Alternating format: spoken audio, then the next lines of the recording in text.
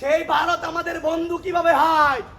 যেই ভারত আমাদের মুসলিম ভাইদেরকে প্রকাশ্যে দিবালোকে পিটিয়ে মেরে ফেলে, আমাদের মসজিদগুলো ভেঙে ফেলে, সেই ভারত আমাদের বন্ধু কিভাবে হয়?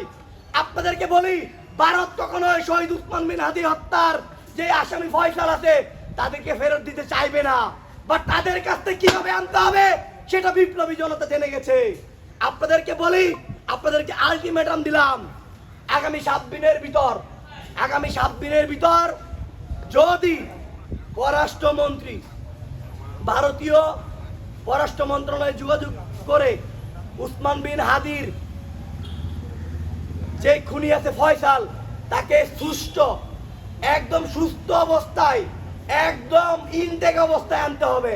এনে কোনো হেলাফেলা হইতো না। আপনারা তার অসুস্থতার নাটক সাজায় লাশ দিয়ে মাইরা ফেলবেন, এটাই আপনারা করতে পারবেন। এইটাই হলো আমাদের ভয়ের জায়গা। কেন আপনারা মারতে চান?